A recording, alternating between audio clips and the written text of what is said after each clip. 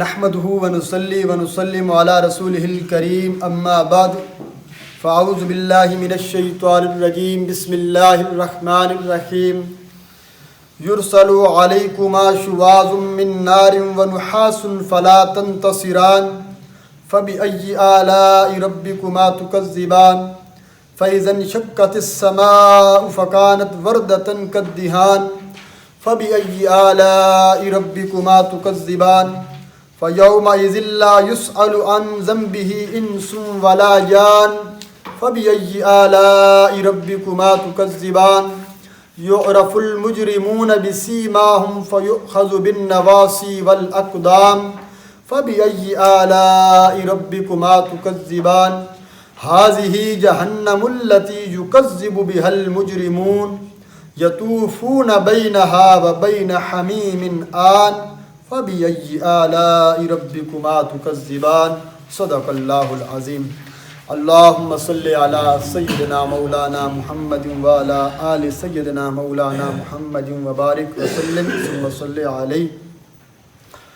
جمعرات والے دن یہ جو دوسرا رکوع ہم نے شروع کیا، اس رکوع کے اندر اللہ رب العزت نے قیامت کے احوال کا تذکرہ کرتے ہوئے ہر چیز کے فنا کا حکم لگایا کہ اللہ کی ذات کے علاوہ کوئی بھی اس کائنات میں زندہ نہیں رہے گا، سب پر موت آئے گی۔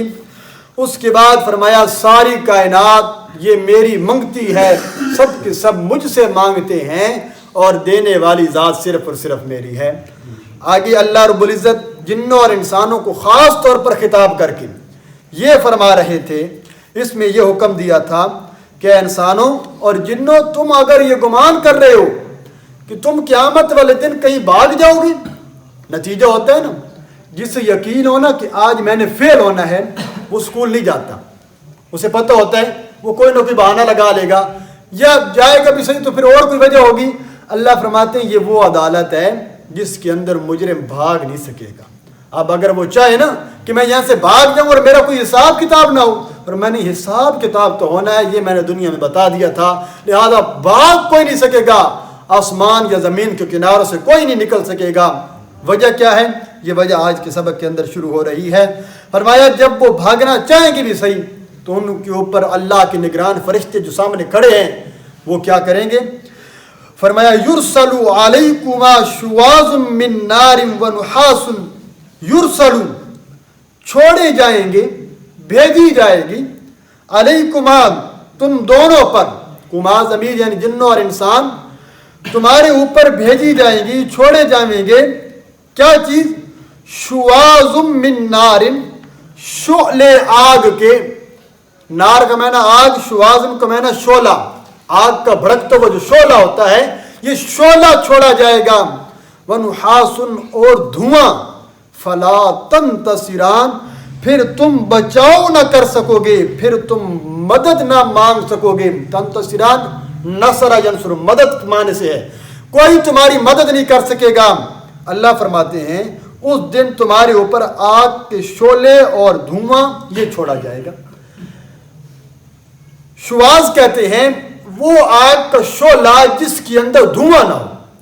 یہ تو آج کل تو بالکل یہ گیس والی آگ آ گئی، اس میں تو بالکل دھواں ہوتا ہی نہیں ہے، تو یہ اس کی نظیر بھی آ گئی، ایسی آگ جس کے اندر دھواں نہیں ہوتا، بالکل خالص شعلہ، اور اس کی تپش بھی سخت ہوتی ہے، پکڑ بھی سخت ہوتی ہے، اور میں اگر کوئی بھاگنے بھی لگے گا اس پر آگ چھوڑی جائے گی۔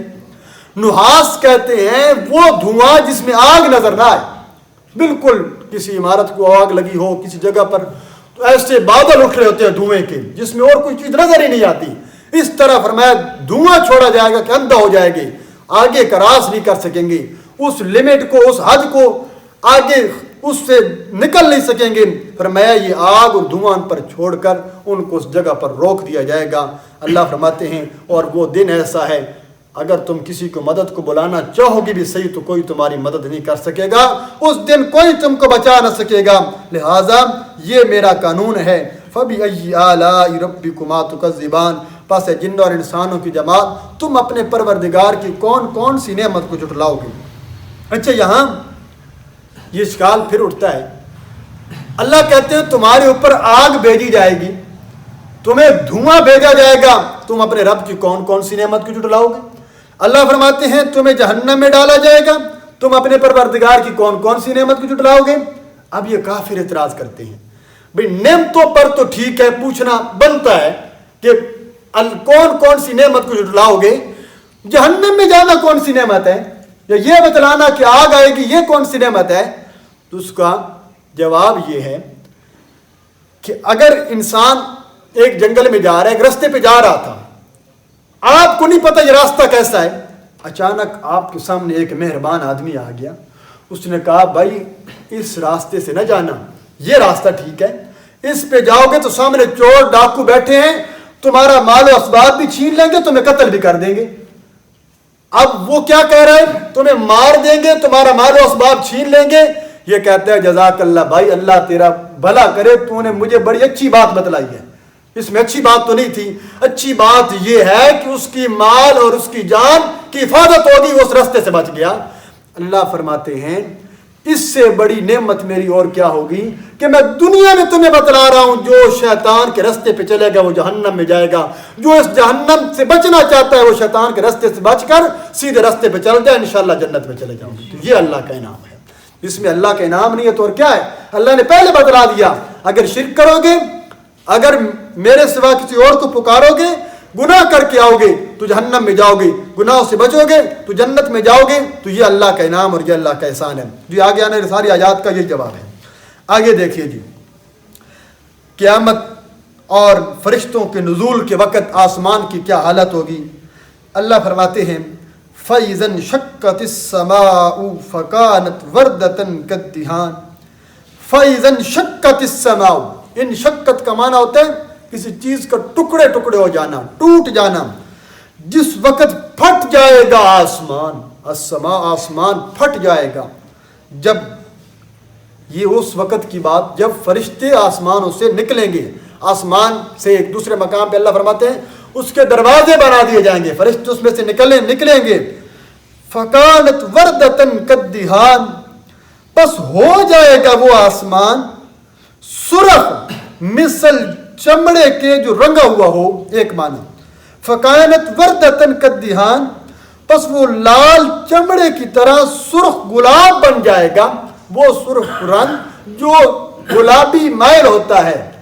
دوسرے مقام پہ فرمایا نا آسمان اس طرح ہو جائے گا جیسے تیل کی تلچھٹ ہوتی ہے، تیل کے اندر کوئی چیز بنائی جائے نا، بچتے بچتے بچتے جو آخر میں چورا رہ جاتا ہے نا، بالکل آخر میں اس کا آخری رنگ، تو فرمایا جس طرح اس کی حالت ہو جاتی ہے آسمان، آج تو تمہیں نیلا آسمان نظر آتا ہے، یہ قیامت والے دن اللہ کے غضب کی وجہ سے جب قیامت آئے گی، ایک تفسیر یہ قیامت کا آسمان پھٹ جائے گا، اس کی یہ حالت ہو جائے گی۔ دوسرا تفسیر مزری والے نے جو بات لکھی وہ یہ کہ یہ وقت ہے جب فرشتے نزول کریں گے، نیچے اتریں گے تو آسمان کی جو حالت ہوگی، فرمایا جب لوگ قبروں سے اٹھائے جائیں گے اس وقت فرشتے نیچے اتریں گے، آسمان کی یہ حالت ہوگی۔ واللہ عالم، اللہ بہتر جانتے ہیں۔ بہرحال فرمایا آسمان کی یہ حالت ہو جائے گی، تو اللہ فرماتے اتنا بڑے آسمان، قیامت کی ہولناکی کا اندازہ لگا لو کہ وہ ہولناکی کا دن کیسا ہوگا۔ اتنا بڑا آسمان، نیلا آسمان سرخ ہو جائے گا اس غضب کی وجہ سے۔ فرمایا یہ اس سے نشانی ہے، تمہیں اس سے عبرت حاصل کرنی چاہیے اور اللہ کے عذاب سے پناہ مانگنی چاہیے۔ فَبِأَيِّ آلَاءِ رَبِّكُمَا تُكَذِّبَانِ، پس تم اپنے پروردگار کی کون کون سی نعمت جھٹلاؤ گے۔ اچھا وہ دن کیسا ہوگا؟ فرمایا فَيَوْمَئِذٍ لَا يُسْأَلُ عَنْ ذَنبِهِ إِنسٌ وَلَا جَانٌ۔ فَيَوْمَئِذٍ، یہ وہ دن ہوگا، اس دن لا یسألو، نہیں سوال کیا جائے گا، لفظی معنی ہے نہیں پوچھا جائے گا، ان ذنبہ، گناہوں سے متعلق، کس سے؟ انس ولا جان، نہ کسی انسان سے، ولا جان، نہ کسی جن سے، کسی جن اور کسی انسان سے اس کے گناہ اس کے متعلق سوال نہیں ہوگا۔ اب یہ اس آیت کے معارض لگ رہا ہے ظاہراً، جس کے اندر فرمایا ہم ضرور بضرور تم ہم سے سوال کریں گے جو کچھ تم کرتے رہے دنیا میں۔ تو اللہ یہاں فرماتے ہیں کہ ان سے سوال نہیں کیا جائے گا۔ اس سے مراد یہ ہے یوں سوال نہیں کیا جائے گا کہ کیا تم نے یہ گناہ کیے ہیں، آیا ہمیں بتلاؤ کہ تمہارے، یعنی علم کے لیے، علم تو اللہ کو پہلے سے ہے اور اللہ کے فرشتوں نے لکھ رکھا ہے، اور اس آیت کے مطابق جس میں ہے کہ ہم ضرور پوچھیں گے، اس سے زجرن اور توبیخن ہے۔ حضرت امی عائشہ صدیقہ رضی اللہ تعالیٰ عنہ کی روایت میں کئی دفعہ سنا چکا ہوں، امی جان دیکھتی نا اللہ کے نبی صلی اللہ علیہ وسلم حکم بھی دیتے پڑھتے بھی تھے کہ عائشہ اللہ سے یوں دعا مانگا کرو، اللہم حاسبنی حسابا یسیرا، اے اللہ ہمارا آسان حساب کرنا۔ تو امی جان فرماتی میں نے پوچھا یا رسول اللہ آسان حساب کیا ہے؟ تو اللہ کے یعنی اللہ رب العزت پوچھیں گے چھوڑ دیں گے؟ فرمایا نا عائشہ، آسان حساب تو یہ ہے، بندہ اللہ کے دربار میں پیش ہوگا، اللہ کہیں گے میرے بندے گناہ تو نے بڑے کیے ہیں، نیکیاں بھی کی ہیں، چل میں پوچھتا نہیں ہوں کہ کیوں کیے ہیں، چل جا جنت میں چلا جا، میں تیرا حساب نہیں لیتا۔ یہ ہے آسان حساب۔ اللہ آپ سب کو آسان حساب فرمائے، آسان حساب والا معاملہ فرمائے۔ وگرنہ فرمایا جس بندے سے اللہ نے یوں پوچھ لیا نا میرے بندے تو نے یہ گناہ کیوں کیا تھا، لیما، بس عائشہ وہ بندہ ہلاک ہو گیا، اس کی ہلاکت کے اندر کسی قسم کا شبہ نہیں۔ اس لیے فرمایا نہیں پوچھا جائے گا، یعنی یوں نہیں پوچھا جائے کیا ہے کہ نہیں کیا، اللہ کہیں گے کیوں کیا ہے، اور بس جس سے کیوں کر کے پوچھا جائے گا وہ تو ہلاک ہو جائے گا۔ اس لیے فرمایا تو یہ تو بہت بڑا انعام ہوگا، اس دن فرمایا آسان حساب کے اندر چلا جائے گا، اور فرمایا اس دن ظالموں سے پوچھا نہیں جائے گا ان کے گناہوں کے متعلق۔ اب اشکال پیدا ہوتا ہے جب پوچھا نہیں جائے گا، اور سورہ کاف کے آخر میں فرمایا کہ ہم ان کے نامہ اعمال کا وزن بھی نہیں کریں گے، گناہوں کے متعلق پوچھا بھی نہیں جائے گا، اب پتہ کیسے چلے گا یہ جہنمی ہیں یہ جنتی ہیں، ان کے بارے میں کیا حکم ہونا ہے؟ اس کا جواب اگلی آیت میں آ رہا ہے، وہ دیکھیں۔ بس نہیں سوال کیا جائے گا اس کے گناہوں کے متعلق کسی جن اور کسی انسان سے بھی، پس تم فبأي آلاء ربكما تكذبان، پس اے جنوں انسانوں کی جماعت تم اپنے پروردگار کی کون کون سی نعمت کو جھٹلاؤ گے؟ یعرف المجرمون بسیماہم، پہچان لیے جائیں گے المجرمون مجرم لوگ، یعرفو پہچان لیے جائیں گے، مجہول صیغہ ہے، پہچان لیے جائیں گے مجرم لوگ بسیماہم اپنے چہروں کے ساتھ، دوسرا معنی اپنے حلیوں کے ساتھ، اپنی علامتوں کے ساتھ، اس دن مجرم پہچان لیے جائیں گے۔ پس پھر حکم ہوگا فَيُؤْخَذُ بِالنَّوَاسِي وَالْأَقْدَامِ، پس پکڑا جائے گا ان کو بالنواسی، ناسی یہ ناسیہ سے ہے، ناسیہ کہتے ہیں ربو سر، یہ چوٹی جو سر کی ہے، سر کے بالوں سے پکڑ کر، والاقدام پاؤں سے پکڑ کر گھسیٹ کر ان کو جہنم کے اندر ڈالا جائے گا۔ اب پہچان اور علامتیں کیا ہوں گی اس کے بارے میں سنیے۔ تفسیر مزری کے اندر اس کے نیچے بڑی کافی ساری انہوں نے روایات جمع کیا، میں چند ایک ذکر کر دیتا ہوں۔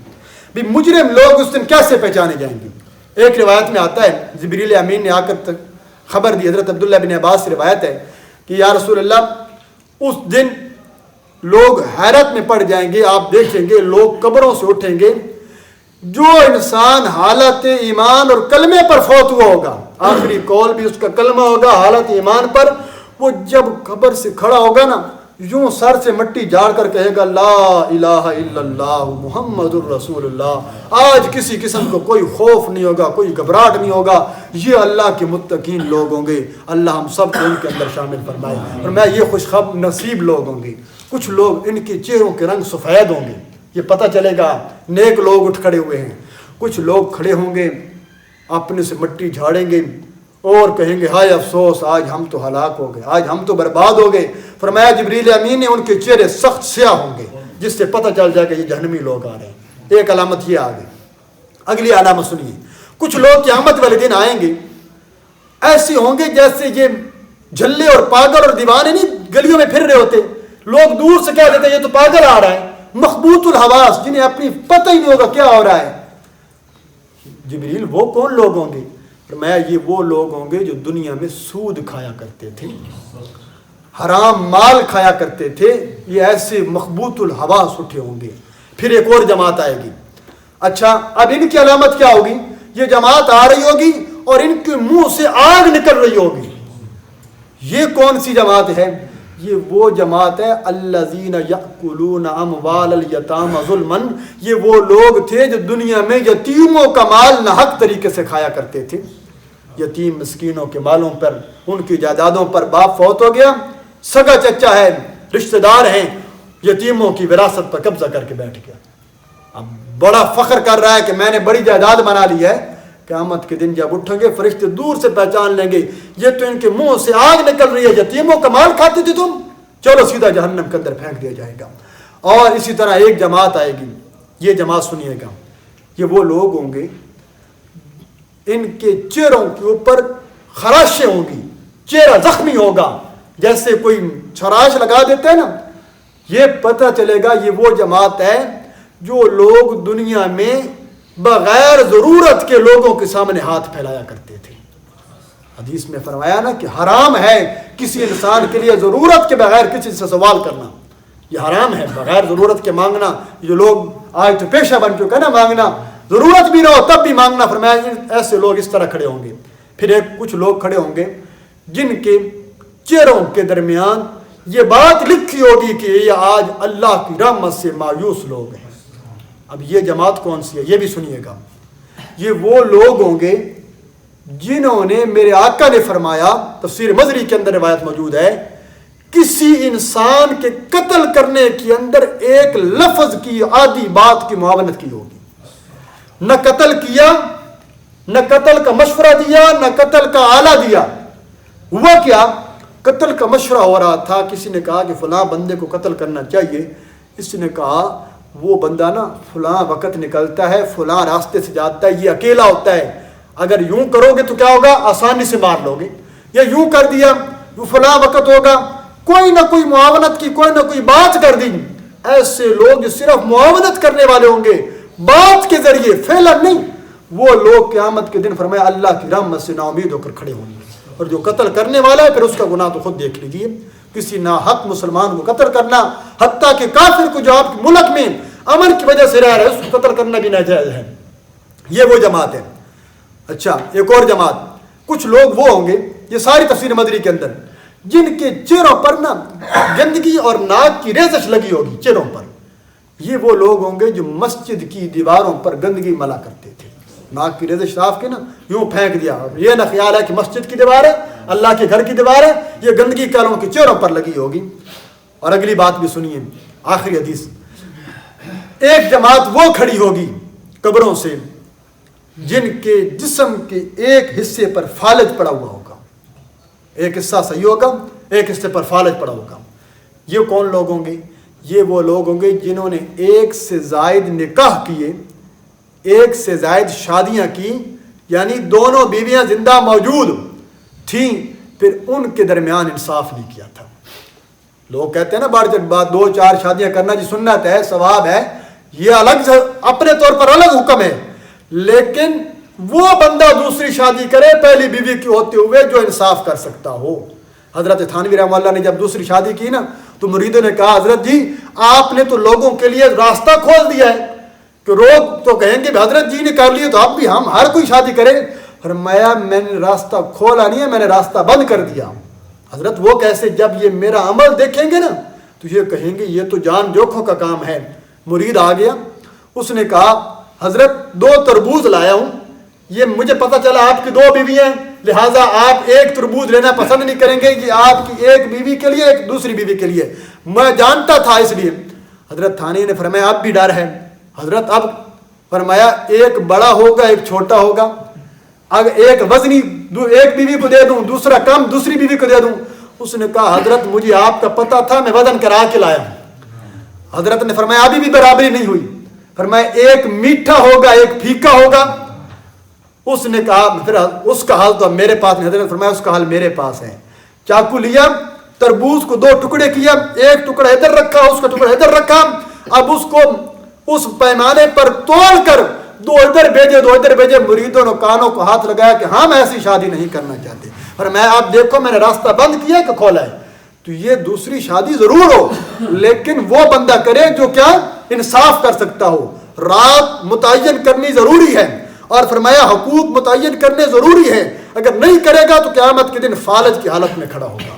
ये सारे के सारे वो गुनाहगार हैं यो रफुल। तो इसके इश्काल का जवाब आ गया, फरिश्ते जब गुनाहों के बारे में पूछेंगे नहीं तो दूर से निशानी देखकर समझ जाएंगे ये तो वो जमात है जो दुनिया में ये गुनाह किया करती थी। और उन्हें उठाकर अगला हुक्म देखिए क्या होगा। اب یہ ساری معاشرے کی اصلاح کے لیے باتیں ہیں، ان کو اپنے سامنے رکھیے، یہ قرآن کے اندر ہے۔ اللہ فرماتے ہیں یعرف المجرمون بسیماہم، پہچان لیے جائیں گے مجرم لوگ اپنے چہروں کے ساتھ، اپنے حلیوں کے ساتھ۔ کیسے حلیے ہوں گے؟ سخت سیاہ چہرہ ہوگا، نیلی آنکھیں ہوں گی۔ فیؤخذ بالنواسی والاقدام، اور پس پکڑ لیا جائے گا، پکڑے جائیں گے بالنواسی، چوٹی کے ذریعے اور قدموں کے ذریعے۔ فَبِأَيِّ آلَاءِ رَبِّكُمَا تُكَذِّبَانِ، پس تم اپنے پروردگار کی کون کون سی نعمت کو جھٹلاؤ گے؟ پھر وہی بات آ گئی نا کہ جہنم میں ڈالا جا رہا ہے، لیکن یہ بھی انعام ہے کہ ہم نے بتا دیا نا یہ علامتیں کس کی ہیں، تو لہذا اگر آپ جہنمیوں سے بچنا چاہتے ہو تو ان علامتوں سے بچنا چاہتے ہیں تو ایسے کام کبھی نہ کیجیے، ایسا کام کبھی نہ کرنا۔ اب اللہ فرماتے ہیں جب یہ لوگ اوندا منہ اٹھا کر جہنم میں ڈال دیے جائیں گے، اوپر سے آواز لگائی جائے گی۔ کون سی آواز ہوگی؟ آخری آیت دیکھیے، ہاذہ جہنم التی یکذب بہا المجرمون، یہ ہے وہ جہنم التی یکذب، جس جہنم کی تم تکذیب کیا کرتے تھے، بہا المجرمون، مجرم لوگ جو تھے نا دنیا میں، کہتے تھی جی اے جہان مٹھا تھے اگلا کہیں ڈٹھا، یہ جہان تو ہے نا گزارنے دیجئے، اگلا آئے گا تو دیکھا جائے گا۔ اب بھائی مولوی صاحب جو تم دنیا آخرت کی باتیں کرتے رہتے ہو، یہ جو ہمیں جہنم سے ڈراتے رہتے ہو، جب موت آئے گی نا تو دیکھا جائے گا۔ جب یہ جہنم میں جائیں گے تو فرشتے بھی کہیں گے یہ ہے وہ جہنم جس سے تمہیں ڈرایا جاتا تھا اور تم اس کی تکذیب کر دیا کرتے تھے۔ اعاذنا اللہ منہم، اللہ فرماتے ہیں کہ انہیں کہا جائے گا یہ ہے وہ جہنم جس کی مجرم لوگ تکذیب کیا کرتے تھے۔ اور اب جہنم کی ایک آیت کے اندر اللہ نے جہنم کا جو نظارہ بیان کیا وہ دیکھیے، یطوفون بینہا، طافا یطوف کا مطلب ہوتا ہے چکر لگانا، چکر لگائیں گے مجرم لوگ، جہنمی لوگ، بینہا، اس جہنم کے درمیان، و بین حمیم آن، اور سخت گرم پانی کے درمیان۔ جہنم ہے، جہنم کے اندر ایک جگہ پانی کا چشمہ ہے جو سخت کھولتا ہوا گرم پانی ہوگا۔ فرمایا مجرم لوگ جہنم اور اس پانی کے اندر آتے جاتے ہوں گے، چکر لگاتے ہوں گے، اور اس پانی کی کیا کیفیت ہوگی۔ جہنم کا عذاب تو پھر ہے ہی بہت سخت عذاب نا۔ پھر فرمایا اس کے اندر چکر لگائیں گے، انہیں جب بھوک لگے گی نا تو ایک کھانا دیا جائے گا، تھور وہ کھانا ہوتا ہے، ایسی بوٹی اور ایسا کھانا جس کی بدبو انتہائی گندی اور اس پر کانٹے اگے ہوئے ہوں گے، جو حلق کے اندر پھنس جائے گا۔ اب جب یہ حلق میں پھنسے گا نا، اب جو سوچیں گے کہ دنیا میں تو جب حلق کے اندر کوئی چیز پھنستی تو پانی پیا کرتے تھے، فوراً پانی کی طلب کریں گے، پانی دیا جائے۔ اب فرشتے جو پانی دیں گے، حمیم آن، سخت کھولتا ہوا گرم پانی ہوگا، جب منہ کے قریب کیا جائے گا تو منہ جل جائے گا، اور جب ان کے حلقوں میں انڈیلا جائے گا نا، جہاں جہاں سے پانی گزرتا جائے گا آنتے باہر آتے چلے جائیں گی اور سارا پیٹ پھٹ جائے گا۔ فرمایا ایسا پانی، اور تفسیر مزری کے مطابق آن جہنم کی اس وادی اور اس چشمے کو کہتے ہیں جہاں پر تمام دوزخیوں کی پیپ اور خون جمع ہوگا۔ فرمایا ان جہنمیوں کو اس کے اندر غوطہ لگایا جائے گا جس کی وجہ سے وہ اتنا کھولتا ہوا پیپ اور گندا خون ہوگا، اس کی وجہ سے ان کے جسم کے ریزہ ریزہ ہو جائے گا، پھر اس میں سے نکال کر دوبارہ جسم دیا جائے گا، اور پھر ہمیشہ ہمیشہ کا جو عذاب، جو مشرک ہوگا اس کو یہ عذاب ہمیشہ ہمیشہ ہوگا، گناہگار کو ایک مدت تک ہوگا۔ اللہ تعالیٰ سب کی حفاظت فرمائے۔ تو فرمایا یہ وہ جہنم ہے جس کا نقشہ اللہ نے بیان کر دیا ہے۔ اگر اس جہنم سے بچنا چاہتے ہو تو یہ اللہ نے نقشہ ذکر کر دیا۔ فرمایا یہ جہنم میں نے بتلا کر تمہارے اوپر انعام کیا ہے، فَبِأَيِّ آلَاءِ رَبِّكُمَا تُكَذِّبَانِ، یہ میرا جہنم کا ذکر کرنا اور بتلانا بھی، اے میرے جنوں اور انسانوں، اللہ کی تم کون کون سی نعمت جتلاؤ گے، یہ بھی اللہ کا انعام ہے۔ جہنم کی پکڑ کو سمجھ لیا ہے، عذاب کو تمہیں پتہ چل گیا ہے، اب جہنم سے بچنے کی تم فکر کرو، اور جہنم سے بچنا چاہتے ہو تو وہ صفات پیدا کرو جو آگے آ رہی ہیں، وہ انشاءاللہ ہم کل کے سبق میں ذکر کریں گے۔ اللہ تعالیٰ سے دعا، اللہ تعالیٰ ہمیں قرآن و سنت کے مطابق زندگی گزارنے کی توفیق۔